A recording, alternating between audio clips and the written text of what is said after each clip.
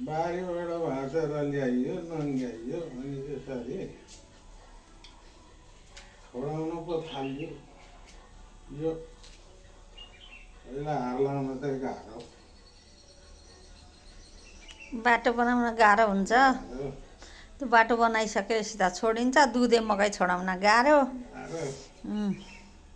त्यो मिक्सरमा पिसेर फ्याप्लो बनाउँछु नि म।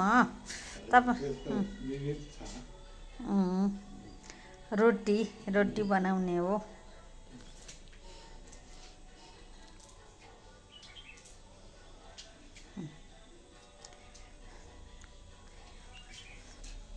तपाईँलाई कठिन भयो भने खै नि त म छोडाउँछु नि त। कठिन त उस्तै हो, फेरि अब छोडाउनै त हो।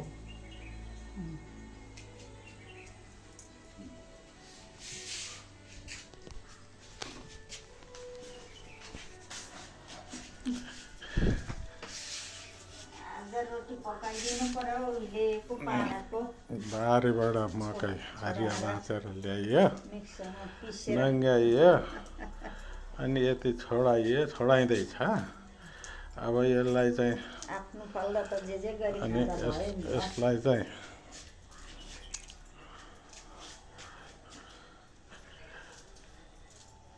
मिक्सरमा पिसेर, तर पिस्दाखेरि पहिला त्यो काँचो मकैसँगै मसला मिलायो, खर्सानीहरू होइन, सब कुराको बन्दोबस्त मिलाएर अनि मिक्सरमा पिसेर यसलाई घिउ चिनीमा बनाउने कि लेदो लेदो बनायो। अनि त्यसबाट अरू बेला चाहिँ बाबर भन्थे, मकैको चाहिँ फ्याप्लो भन्छन् कि। फ्याप्लो पनि पकाउन मिल्छ। यसैबाट पकौडा बनाउन पनि मिल्छ। पकौडा बनाउने चिजहरू पनि यससँगै मिसेर पिस्दाखेरि पकौडा 16 देखि 20 हारको छ प्रत्येक। अनि पकाउनु पर्ने छ। आज नयाँ तरिका हरिया मकैको आखिरी चिज हुँदा प्रयोग गर्नु पर्यो नि त, होइन?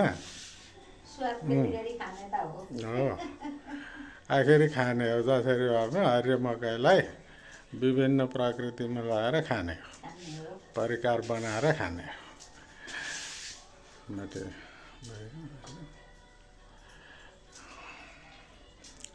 अब मिक्सरमा हाल्ने बेला भयो नि त।